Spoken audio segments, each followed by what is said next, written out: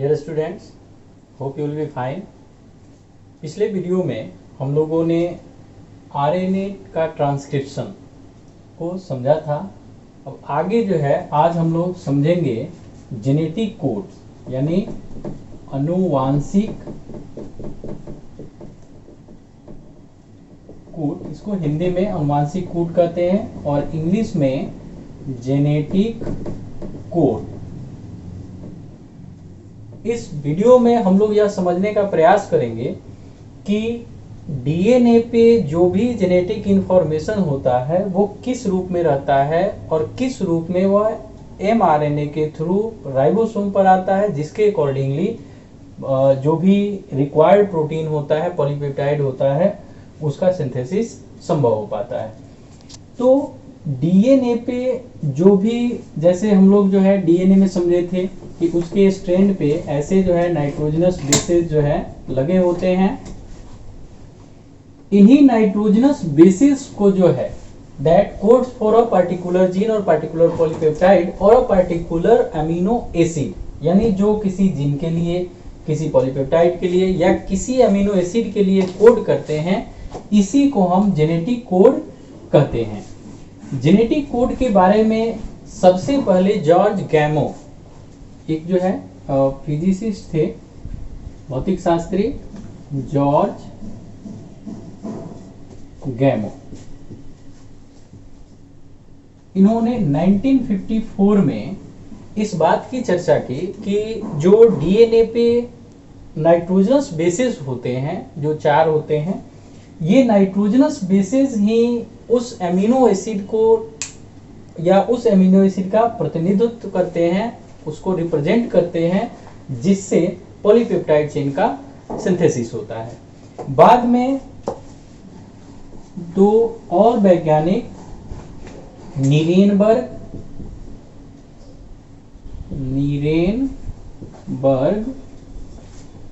और मैथेई 1961 में, इन लोगों ने इस चीज को जो है प्रमाणित करने का प्रयास किया। हालांकि पूरी तरीके से प्रमाणित नहीं करे, लेकिन प्रमाणित करने का प्रयास किया कि डीएनए स्ट्रैंड पे जो सीक्वेंसली 3 एमिनो एसिड, 3 जो है नाइट्रोजनस बेस जो कंटिन्यूअसली होते हैं, यही जो है किसी एक एमिनो एसिड के लिए कोड करते हैं। यानी इन्होंने सबसे पहले यह प्रपोज किया कि जो 3 कंटिन्यूअस नाइट्रोजनस बेस होते हैं, ये एक एमिनो एसिड को कोड करने में सक्षम होते हैं। हालांकि इसका कंफर्मेशन डॉक्टर एच.जी. खुराना, यानी ये जो थे ये इंडियन ओरिजिन के अमेरिकन वैज्ञानिक थे, यानी भारतीय ही थे लेकिन अमेरिका में रह जाने की वजह से इनको जो है इंडो अमेरिकन। इन्होंने क्या किया कि सबसे पहले इनके नाम की चर्चा मैंने शुरुआत की वीडियो में भी की थी। इन्होंने सबसे पहले आरएनए मॉलिक्यूल यानी एक पॉलीपेप्टाइड के लिए आरएनए मॉलिक्यूल का सिंथेसिस किया आर्टिफिशियली, और तब जाकर के यह कंफर्म हो पाया कि यही जो जेनेटिक यानी ये जो नाइट्रोजनस बेस के ट्रिपलेट होते हैं, 3 नाइट्रोजनस बेस जो होते हैं, ये एक एमिनो एसिड के लिए प्रतिनिधित्व करते हैं, रिप्रेजेंट करते हैं। यानी कि जेनेटिक कोड के बारे में ये 3-4 नाम जो है ये काफी इंपॉर्टेंट है, इसे हमें याद रखना होगा। और इसी जेनेटिक कोड की खोज के लिए एच.जी. खुराना को जो है यानी डॉक्टर हरगोबिंद खुराना को नोबेल प्राइज भी दिया गया। अब जो है हम लोग ये समझेंगे कि ये जेनेटिक कोड्स आखिर लिखे कैसे जाते हैं, होते कैसे हैं। तो जेनेटिक कोड्स जो हैं, जैसा कि गैमो ने यह बताया कि चूंकि 4 बेसेस हैं, 4 ही बेसेस हैं, यानी 4 नाइट्रोजनी क्षारक हैं। कौन कौन? ए, टी, जी और सी। चूंकि हम यहाँ डीएनए की बात, जेनेटिक कोड की बात कर रहे हैं, इसलिए हम डीएनए को लेंगे। हमें याद होगा कि आरएनए में बस टी जो है यह यू से रिप्लेस हो जाता है, यूरासिल से रिप्लेस हो जाता है।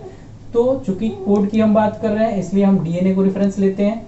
तो यहाँ 4 बेसेस होते हैं। तो इन्होंने यह जो है एक अपना हाइपोथेसिस दिया कि चूंकि एमिनो एसिड जो इम्पोर्टेंट एमिनो एसिड हैं ये लगभग जो है 20 टाइप्स के हैं, यानी 20 एमिनो एसिड हैं। तो 20 एमिनो एसिड को कोड करने के लिए अगर 4 नाइट्रोजनस बेसेस हैं तो it is not possible for a single base to code for a single amino acid. तो ऐसी स्थिति में हो क्या सकता है कि कम से कम 3 नाइट्रोजनस बेस को एक साथ आना होगा, तब जाकर के ये लगभग जो है 20 एमिनो एसिड्स जो हैं इनके लिए ये कोड कर पाएंगे।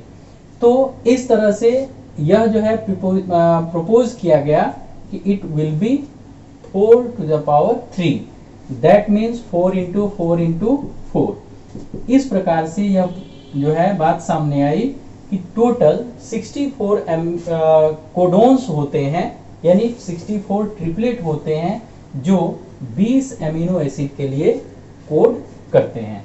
यानी कि एक एमिनो एसिड के लिए यहाँ कुछ परिस्थितियों में या कुछ ऐसे एमिनो एसिड हैं जिसके एक से अधिक भी कोडोन हो सकते हैं। तो सबसे पहले उनको जो है हम लोग लिखने का तरीका जान लेते हैं कि इस कोड्स को हम लोग लिखते कैसे हैं। ये चीज आप लोग जो है हमेशा ध्यान में रखेंगे कि हम जो भी लेके चलते हैं ये 20 एमिनो एसिड के लिए ही लेके चलते हैं, उसी की बात करते हैं। तो 20 एमिनो एसिड के लिए 64 कोडोन जो है वो किस प्रकार से लिखा जाता है वो हम लोग आगे समझेंगे।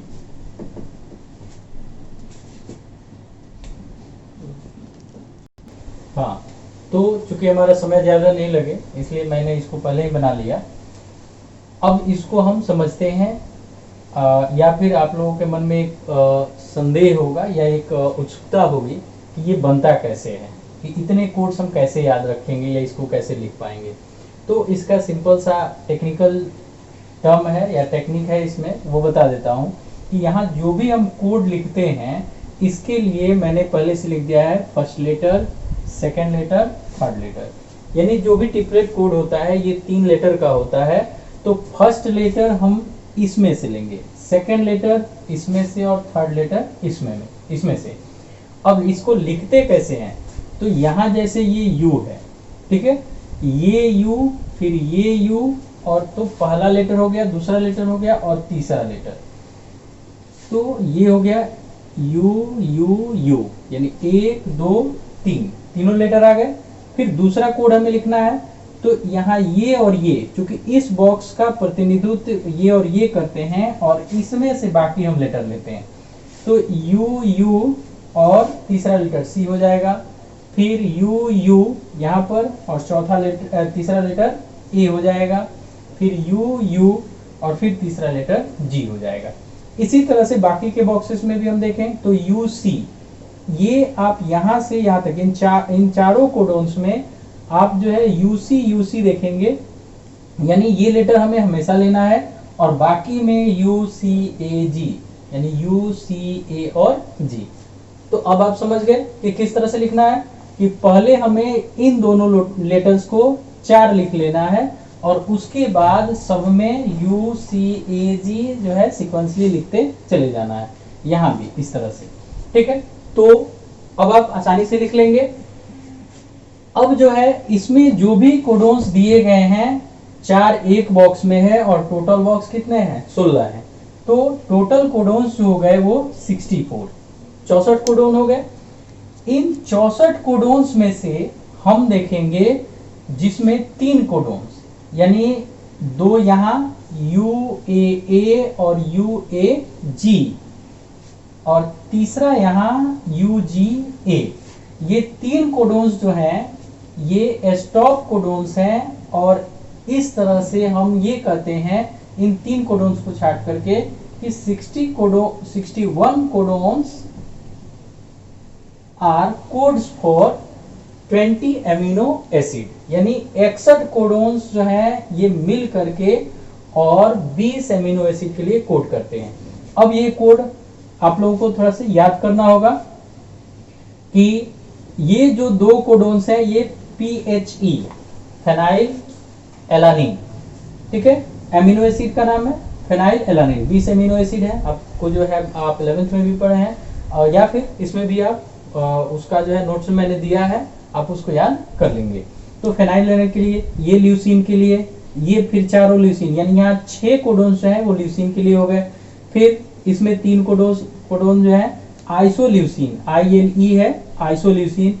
उसके बाद ये कोडोन जो आता है AUG, जो मेथियोनिन, MET इसका शॉर्ट फॉर्म लिखते हैं, ये मेथियोनिन के लिए कोड करता है, और methionine acts as start codon, start codon. यानी कोई भी जब mRNA बनता है तो उसका फर्स्ट कोडोन जो होता है, जहां से पॉलीपेप्टाइड का सिंथेसिस शुरू होना है, उसका पहला कोडोन AUG होता है, और यहीं से किसी भी पॉलीपेप्टाइड का सिंथेसिस शुरू होता है। तो इसको हम स्टार्ट कोडोन कहते हैं। हालांकि कुछ एक्सेप्शन में वैलीन भी कभी कभी, वैलीन जो है ये भी स्टार्ट कोडोन की तरह काम करता है, लेकिन जनरली जो है वो आपका AUG, जिसको मेथियोनिन कहते हैं, ये आपको स्टार्ट कोडोन के लिए काम करता है। तो उसके बाद जैसे यहाँ जो है स्टार्ट, ठीक है, स्टार्ट कोडोन।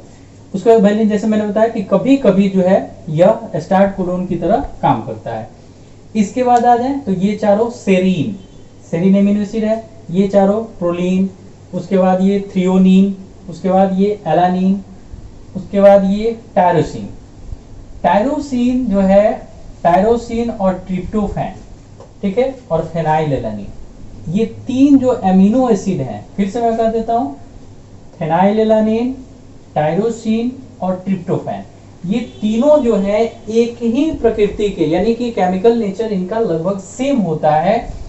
और दूसरी चीज हम यहाँ सिमिलरिटी ये भी देखेंगे कि यहाँ जो है UUA, UUU, UUC, यहाँ टायरोसिन में देखें तो UUA, यहाँ देखें तो UA, यानी कि इसमें जो है कोडोन्स में भी सिमिलरिटी है।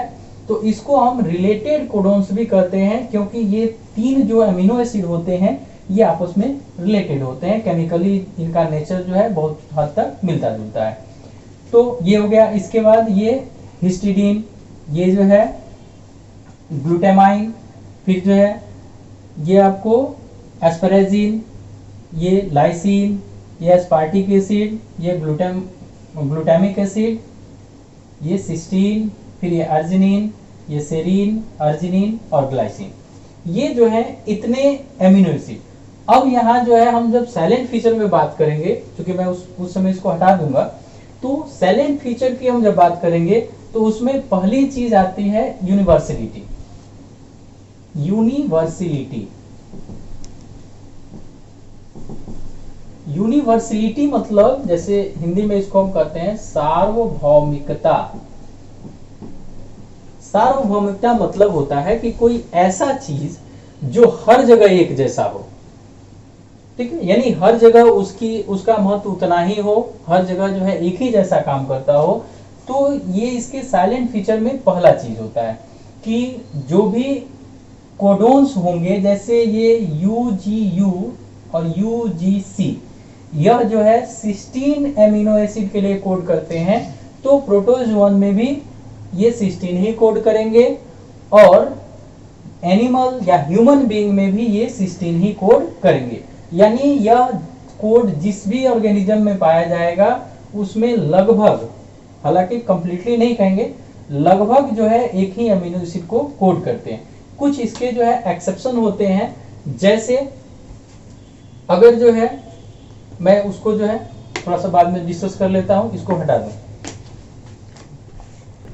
हम जो है अब इसकी प्रमुख विशेषता या साइलेंट फीचर जिसको हम लोग कहते हैं,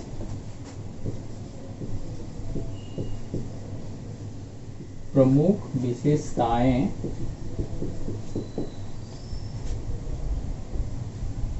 साइलेंट फीचर,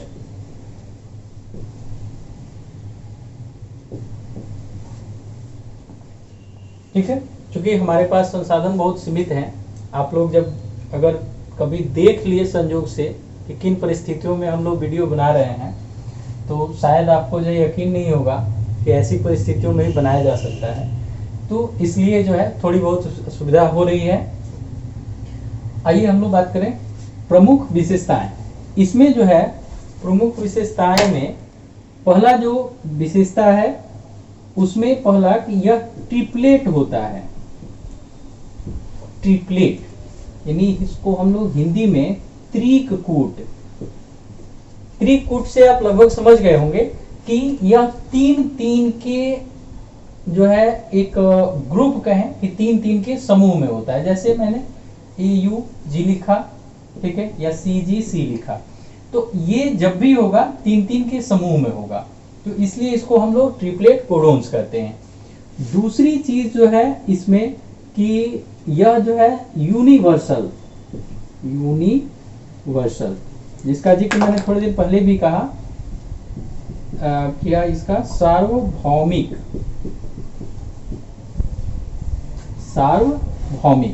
मतलब कि एक ऐसा चीज जो हर जगह लगभग समान हो, ठीक है। तो यूनिवर्सलिटी के लिए जैसे मैंने पहले भी जिक्र किया कि AUG जो है यह मेथियोनिन कोड करता है, तो लगभग सभी जीवों में मेथियोनिन ही कोड करता है और स्टार्ट कोडोन की तरह ही काम करता है। लेकिन इसके कुछ जो है एक्सेप्शन है, उस एक्सेप्शन को भी हम लोग जान लेते हैं। एक्सेप्शन क्या है कि कभी कभी कुछ परिस्थितियों में या कुछ जीवों में, कुछ विशेष जीवों में अलग अलग कोडोन्स जो है अलग अलग कार्य करते हैं। जैसे UUA और UGA, यह हम लोगों ने पीछे देखा होगा कि यह ग्लूटामाइन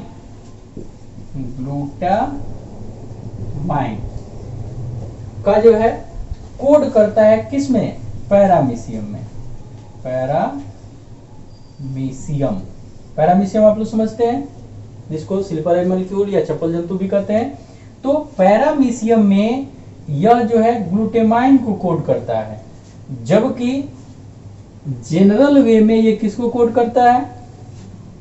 बताएं, पहले आपको ट्रांसक्रिप्शन में भी बताए थे कि जनरल वे में ये दोनों क्या होते हैं, तो स्टॉप कोडोन होते हैं, UUA और UGA। अभी भी हमने चार्ट में बताया कि जनरल वे में दोनों स्टॉप कोडोन हैं, लेकिन पैरामीशियम में ये दोनों ग्लूटामाइन को कोड करते हैं।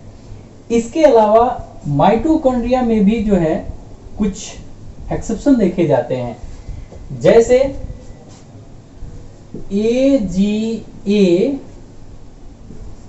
AGA और AGG। ये दोनों जो हैं स्टॉप कोडोन की तरह काम करते हैं, स्टॉप कोडोन की तरह काम करते हैं, जबकि एक्चुअली में इसको हम जब चार्ट में देखेंगे तो वहां हमें क्या मिलता है? अर्जिनिन। यानी जनरल वे में ये दोनों कोडोन्स अर्जिनिन को कोड करते हैं, अर्जिनिन अमीनो एसिड को कोड करते हैं, लेकिन ह्यूमन माइटोकॉन्ड्रिया, चलिए यहाँ थोड़ा सा कंफ्यूज हो सकते हैं, किसमें? In human mitochondria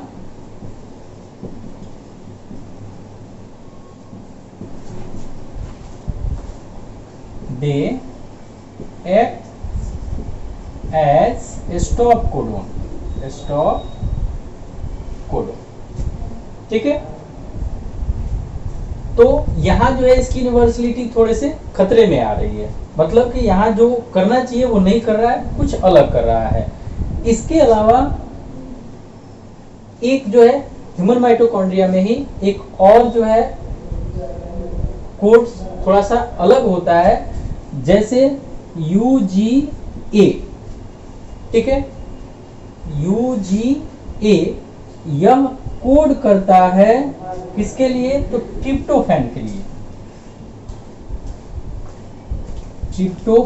tryptophan amino acid, काफी इंपॉर्टेंट अमीनो एसिड है, इसको ऑपरेंट में भी हम लोग पढ़ेंगे। ट्रिप्टोफान के लिए, जबकि AUA यह जो है मेथियोनिन को कोड करता है।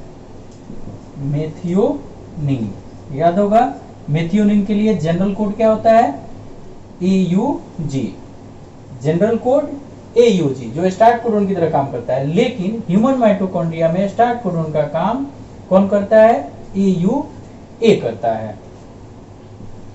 ठीक है, अब जो है सॉरी स्टार्ट कोडोन का काम नहीं, यहाँ आइसोल्यूसिन, यह आइसोल्यूसिन के काम करता है, जबकि यह जो है AUG जो है यह स्टार्ट कोडोन के लिए जनरल वे में रहता है। इसके बाद जो तीसरी चीज है कि ये कोड्स जो होते हैं डीजेनरेटिव होते हैं। डीजेनरेटिव,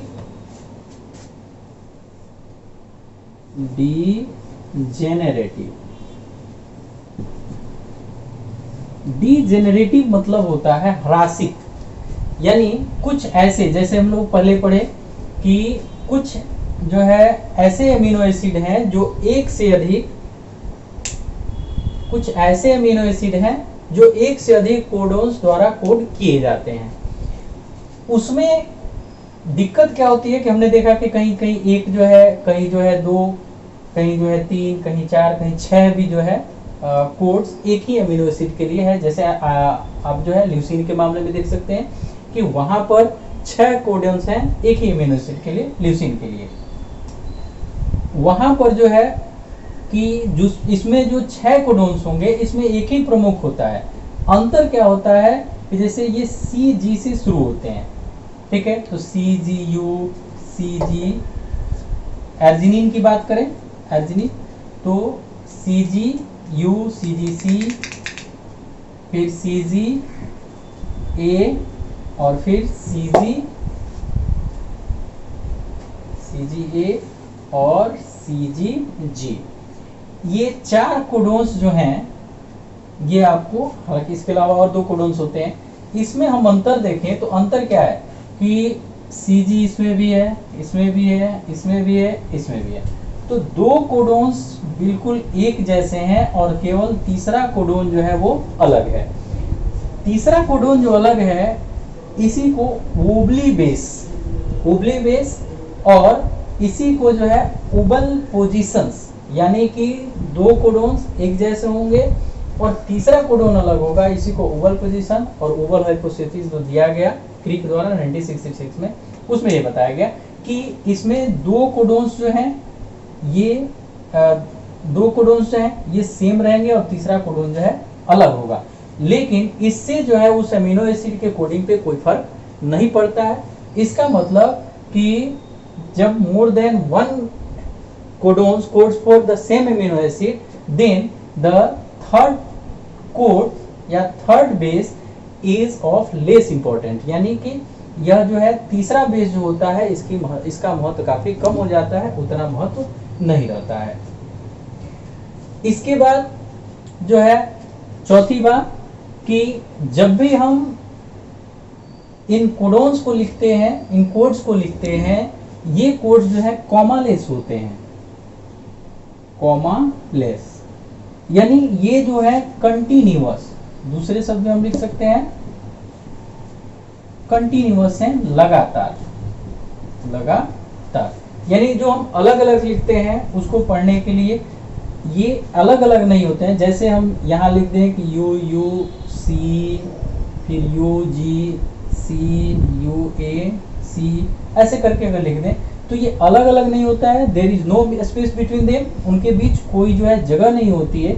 ये एक्चुअली में डीएनए पे होंगे कैसे या mRNA पे होंगे कैसे, तो ये इस तरह से होंगे UUC, UGC, UAC, यानी विदाउट स्पेस, बिना किसी जगह के, और विदाउट कॉमा, यानी कि ये जो पढ़े जाते हैं ये लगातार पढ़े जाते हैं, इसमें किसी तरह का कोई विराम नहीं होता है।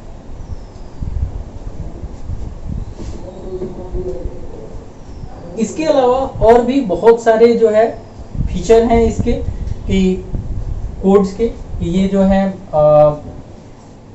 बिल्कुल एक जैसे सब में, जैसे यूनिवर्सिटी में हमने बात की, डिजेनरेटिव हो गए, कॉमालेस हो गए, इसके अलावा और भी बहुत सारे फीचर्स हैं जिसको हम लोगों को आगे पढ़ना है।